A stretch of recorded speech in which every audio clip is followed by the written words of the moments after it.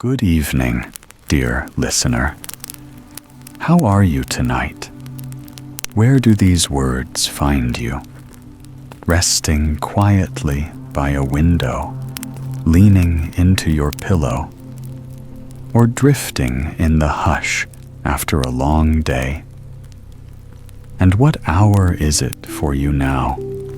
Twilight fading into dusk, the stillness of midnight, or the tender silence just before dawn?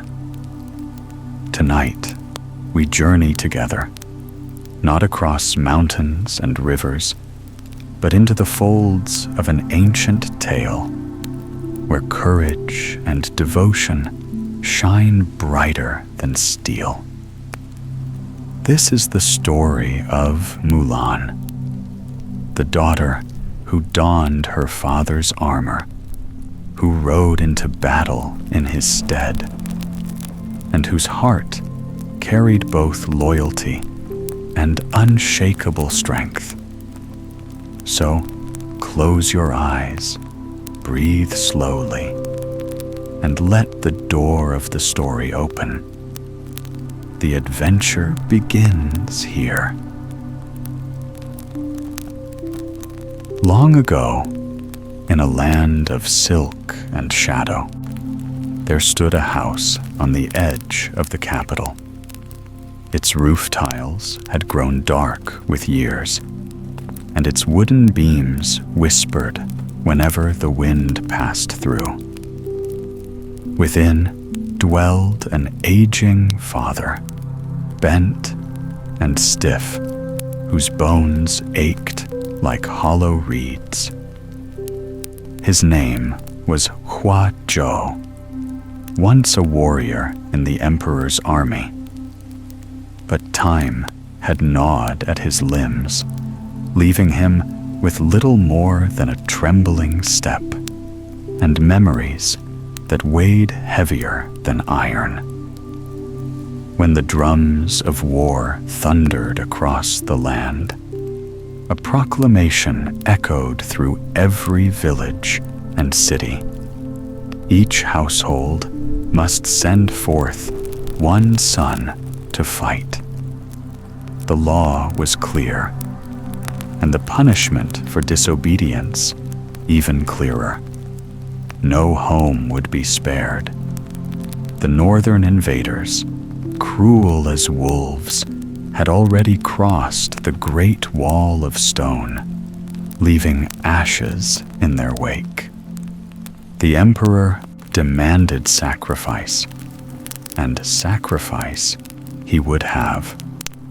At the Hua household, silence fell when the decree was read aloud. There was only one son once, but he had long since gone to dust beneath another battle flag. Now, only the old man remained. His back bowed further as he reached for the paper, fingers shaking like dry branches in winter. "I will go," he rasped. The words seemed to bleed from his chest. His daughter, Mulan, knelt at his side. Her hair streamed like black water down her shoulders. Her eyes, fierce, yet filled with sorrow. "Father," she whispered, "your body cannot bear the armor, nor the march, nor the cold. You will not return. But duty is a chain heavier than iron." The old man would not listen, for he feared dishonor more than death.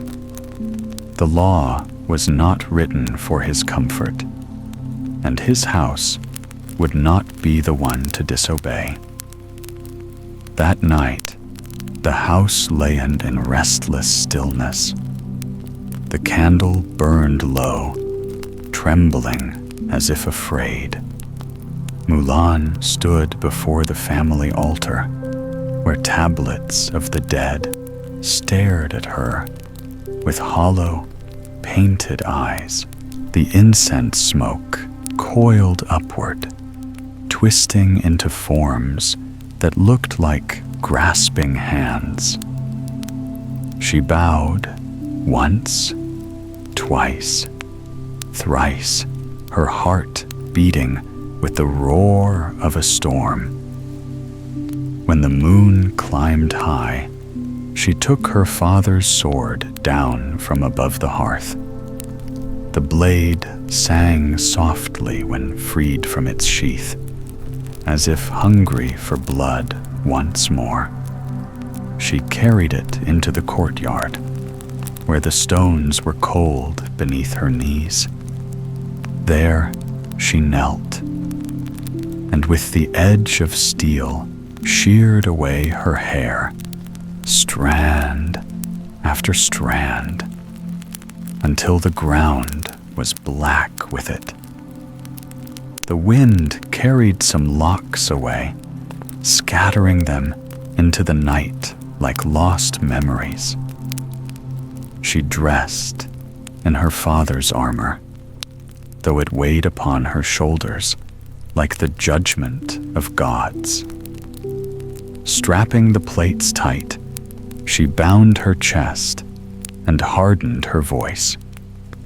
In the stable, the horse snorted uneasily, as if sensing the doom she courted. Before the first rooster crowed, she mounted and rode into the darkness, away from her father's tears, away from her mother's wails, muffled by her sleeve. The gate creaked shut behind her, and the family's lantern sputtered and died.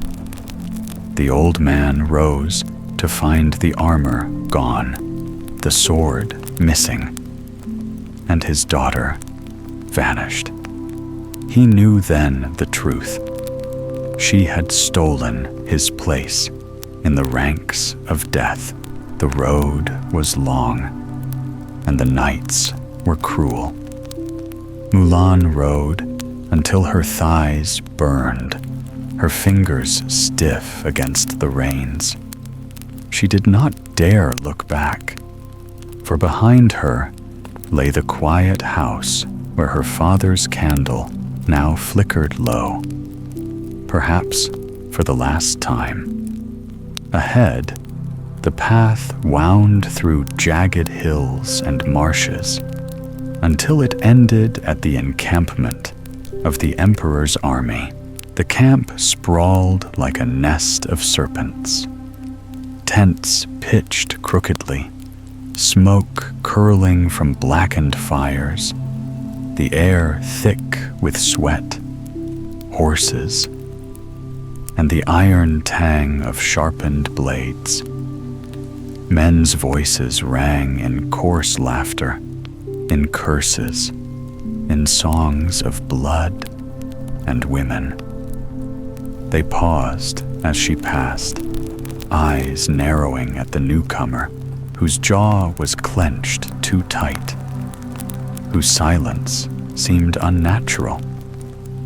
Yet no one guessed her secret, for their hearts were dulled by war, and their minds saw only another conscript dragged from home by decree.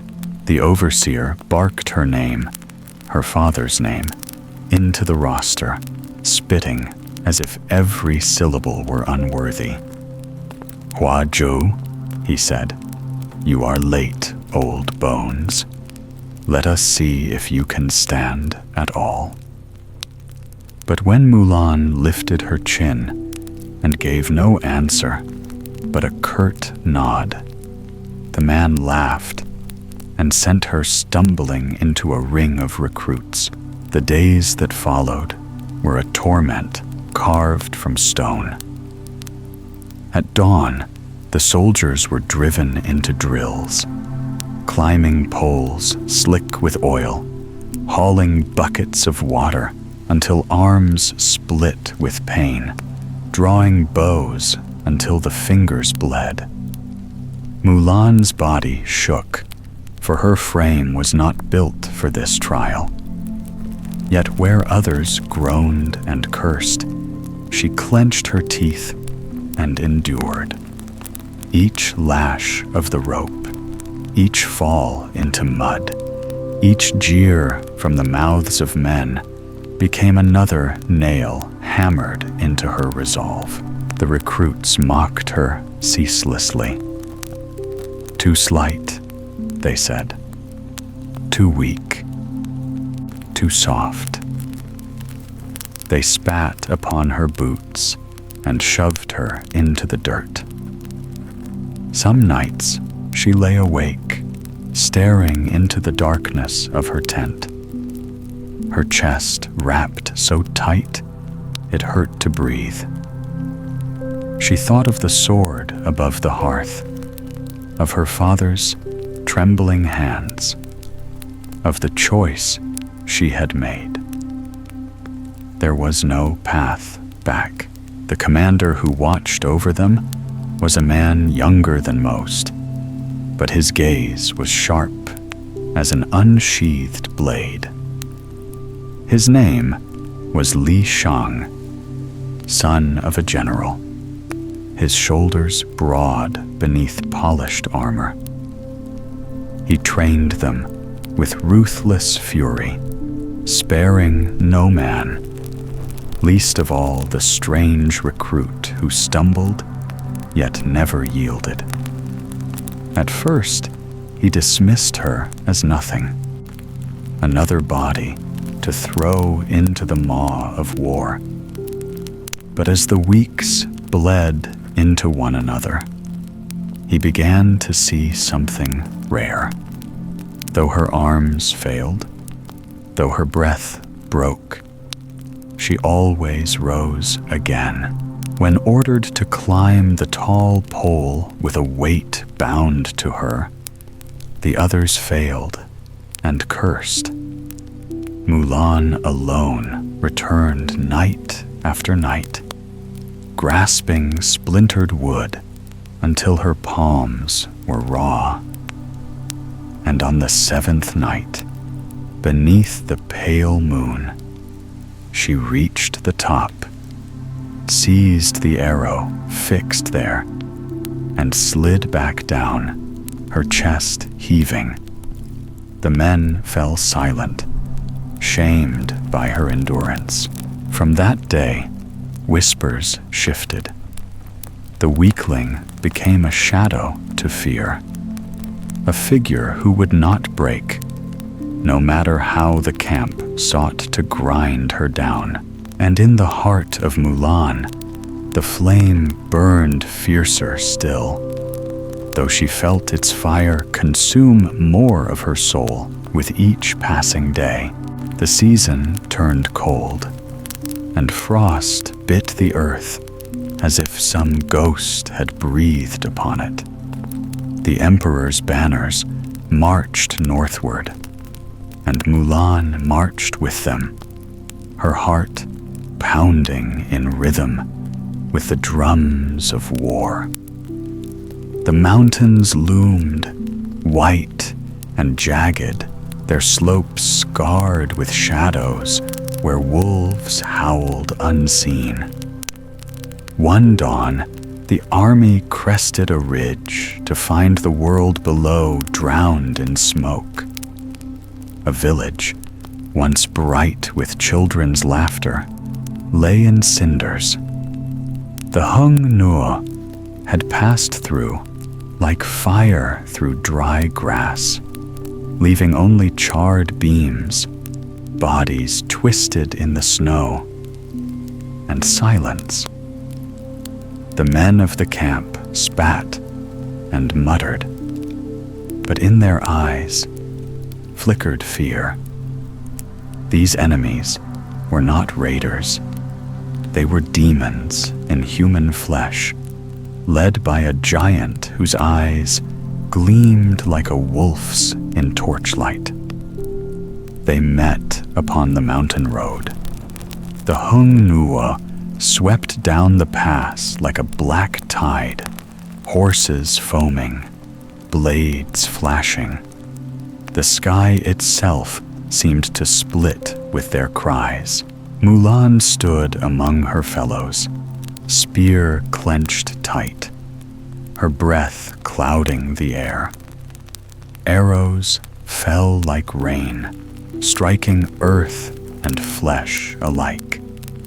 Men screamed, toppled, and were trampled into red pulp beneath hooves. The commander roared for formation, but panic gnawed at the soldiers. The enemy pressed harder, each face painted with fury, each blade hungry for bone. Mulan's arms trembled, her spear slick with blood, not all her own. For a moment, she thought she would be swallowed whole. Then her gaze lifted to the cliffs above. She saw the snow heavy upon their ledges, saw it tremble with each thunder of hoof and shout. Her mind raced like lightning. She seized the last of the fireworks used for signals, lit it with shaking hands, and fired. The shriek of the rocket pierced the air, soaring into the white heights. A heartbeat later, the mountain groaned. The avalanche descended. It was not snow alone, but a wall of frozen death, boulders and ice roaring down with the wrath of heaven. Horses reared and screamed as the tide swallowed them. Men clawed for breath, only to vanish beneath the crushing white. The Hung Nu army was broken, entombed beneath the weight of nature's fury. But not all. From the ruin staggered Shan Yu, the giant. His furs were torn, his sword dented, but his eyes burned brighter than ever, golden and wild. He snarled as if death itself had spit him back. His gaze swept the battlefield until it found her, small, bloodied, her chest heaving beneath borrowed armor. Their eyes locked, and in that instant, she felt his promise. He would not rest until her blood steamed in the snow. She barely had time to turn before the mountains took her, too. The collapse struck her horse, hurled her into white silence. Pain split her side, and darkness fell over her like another avalanche. When she awoke, voices shouted above her. She was dragged into a tent, her armor peeled away. Gasps rose when her bindings fell loose, when her secret lay bare beneath the flickering torchlight. The soldiers recoiled, muttering curses. A woman, a deceiver. The law was merciless. To disguise oneself as a man was to spit upon the emperor's decree. Punishment was death. But the commander, his eyes clouded with something colder than fury, spared her. I cannot kill the one who saved us, he said, though his voice was bitter as iron. But neither can I keep you. And so they left her in the snow, abandoned, while the army marched on without her. Alone, the mountains whispered of wolves, and the wind carried the laughter of Shan Yu, still alive, still hunting. The snow did not forgive. It swallowed her footprints as soon as they were made, erasing her from the world as though she had never existed. Alone, without armor, without comrades, Mulan wandered through the frozen waste. Her breath came ragged, each exhalation a ghost fleeing her lips. Wolves prowled the ridges, their eyes green in the moonlight. They followed her, but did not strike, as if they knew a greater predator had already marked her. In her dreams, the avalanche still thundered. She saw Shan Yu rise from the ruin, saw his gaze pierce her soul like a nail through wood. His laughter followed her into waking.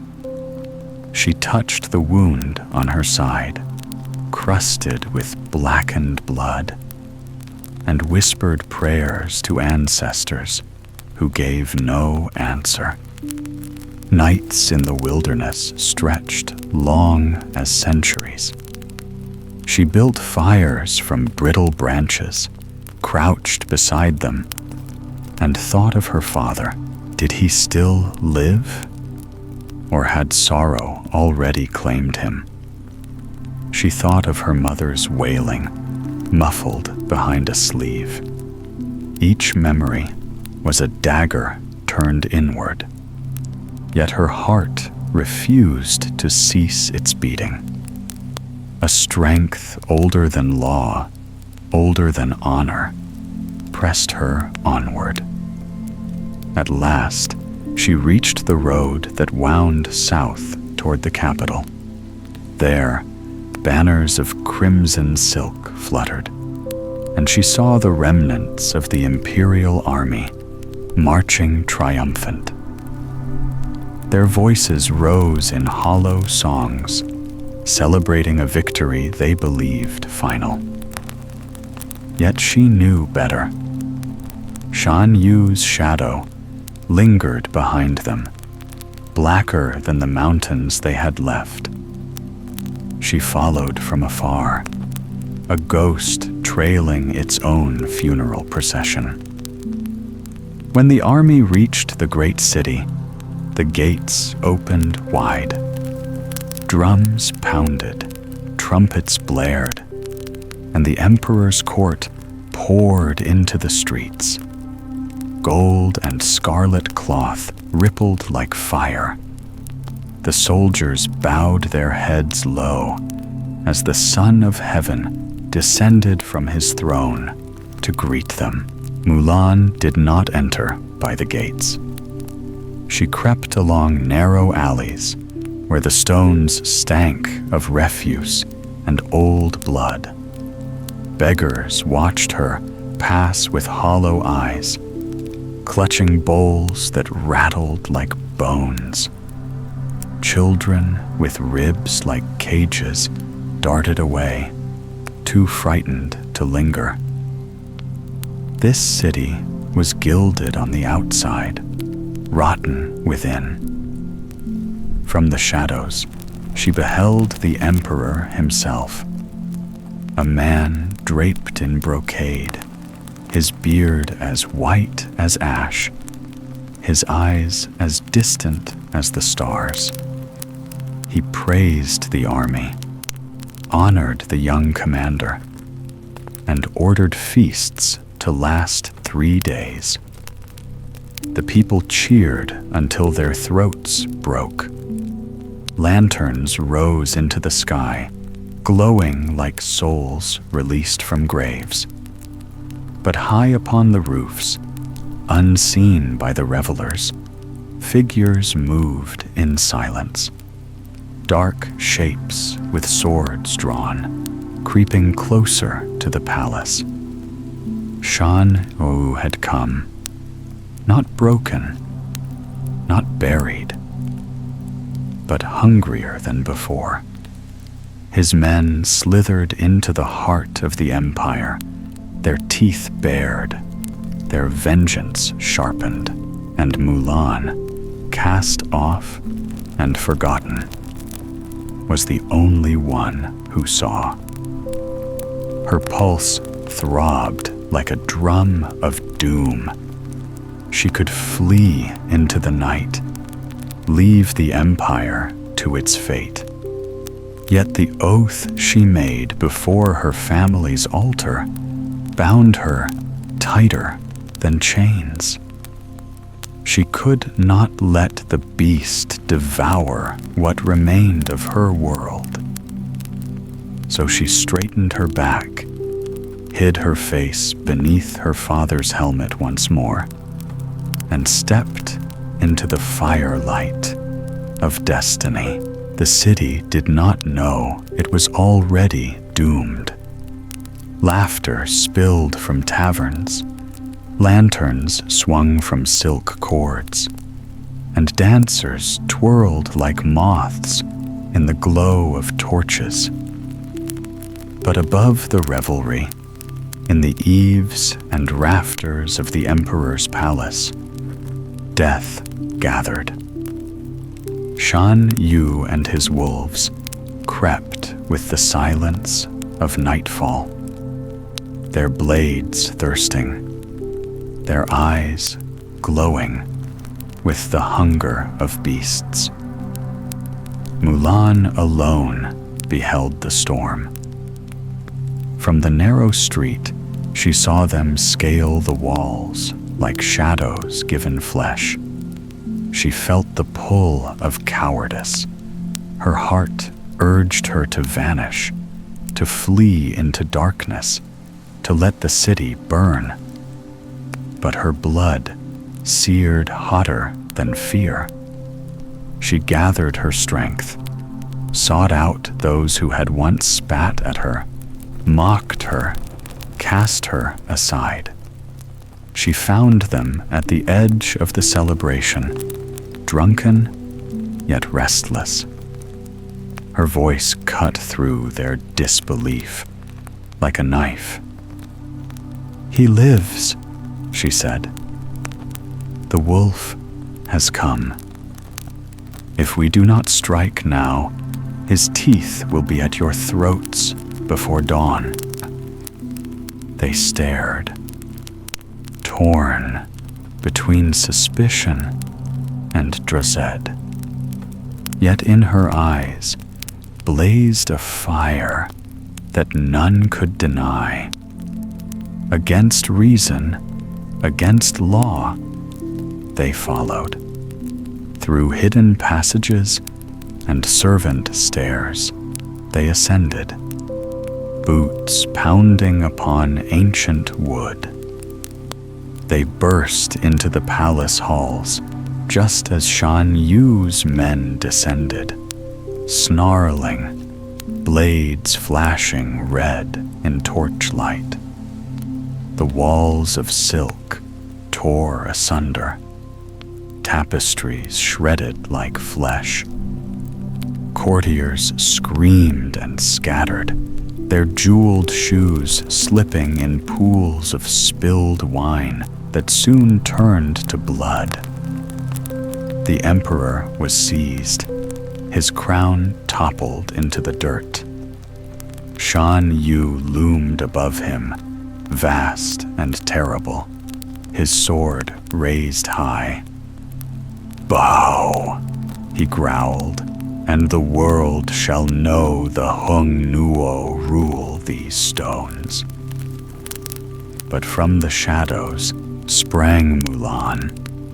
She hurled a lantern, its oil spraying fire across the hall. Flames caught at banners, raced along pillars, leapt upward like spirits freed from graves. Shan Yu turned, his golden eyes narrowing. Recognition twisted his face into rage. "You," he snarled, the word cracking like thunder. Steel clashed. Sparks leapt. The palace shook with the roar of battle. Shan Yu struck with the weight of a mountain, each blow hammering her to her knees. Her arms trembled, her breath tore at her chest. Yet she yielded no ground. She dodged beneath his swing, darted like a shadow among falling embers. Her allies fought too, battling the dark shapes that poured in from every corner. But one by one, they fell or were driven back. Only Mulan held against the beast himself. At last she drew him higher, onto the palace roof, where the wind howled.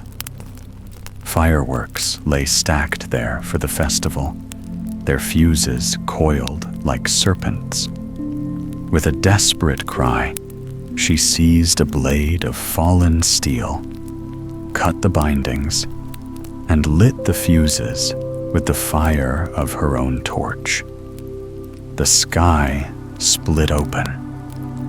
An eruption of flame and thunder hurled Shan Yu upward, his roar lost in the blaze.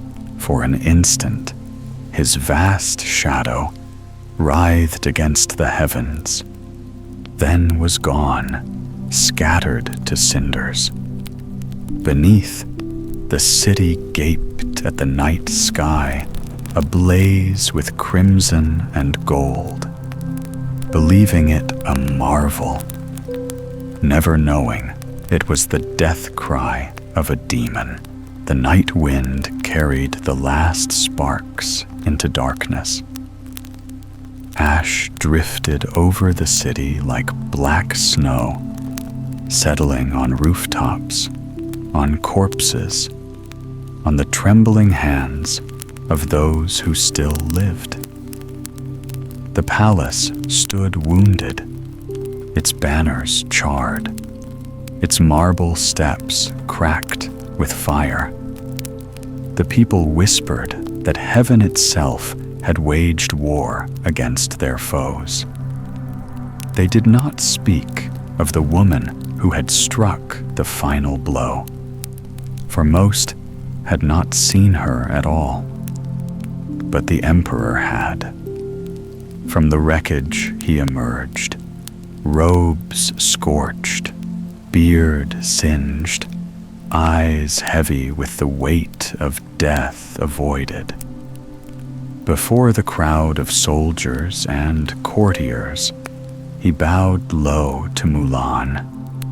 The gesture was heavier than gold, for emperors do not bend their backs. The people gasped, yet his voice was clear. This warrior has saved us. She stood among them, her chest bound tight, her armor dented, her hair scorched. She had no triumph in her face, only exhaustion. The roar of celebration rose around her. Songs, tears, clashing cymbals. But she heard only the silence of the dead. She thought of those buried in the avalanche, of comrades who fell screaming in palace halls, of Shan Yu's shadow still burning against the night sky. The emperor offered her honors, a place in his court, treasures to last 10 lifetimes. She bowed her head and refused them all. I ask only to return home.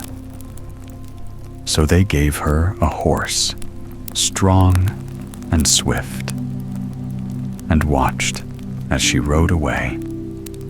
Behind her, the city glowed with revelry, yet before her stretched the long road of silence. Days bled into nights, and at last the gate of her family's home appeared. Its wood was worn, the lanterns unlit. She dismounted and pushed it open. Inside, her father sat upon the cold step, his back hunched, his hands folded upon his knees. His hair was whiter, his skin thinner.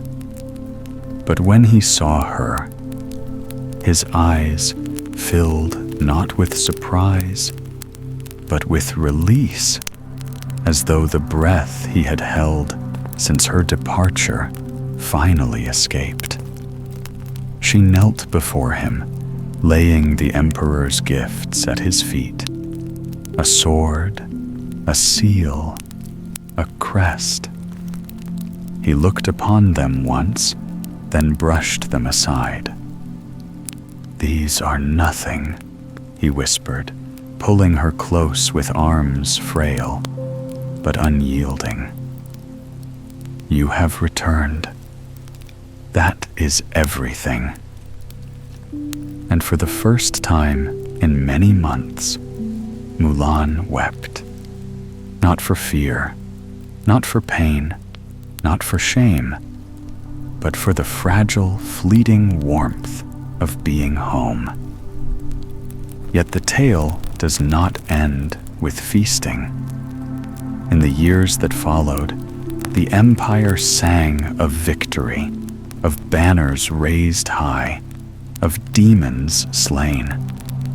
But within Mulan's heart, the echoes remained, the cries of the dying, the crack of ice, the roar of fire. She carried them as one carries scars invisible to the eye, reminders that courage does not come without cost, and that even when demons fall, they leave shadows behind. Thus ends the story, not with a princess's crown or a hero's feast, but with a daughter returned, and a lesson carved deep into the marrow of her bones. That honor is heavy, and victory is never clean. So the tale of Mulan comes to its end, but the shadow of her journey lingers long after the last ember has cooled. The people remembered her as a figure half of flesh, half of myth. The girl who became a soldier, the soldier who became a savior, the savior who became a ghost within her own house. Yet the truth of her story is not one of glory. It is one of weight. For every banner raised, 1,000 bodies lay beneath the soil. For every cheer, there were widows who tore their hair, mothers who pressed cold hands against their faces, fathers who sat before empty bowls. Mulan had carried her family's name into the maw of war and returned alive. But she carried with her the screams of those who never would. The old songs would tell of courage, of honor, of a woman who defied the order of the world.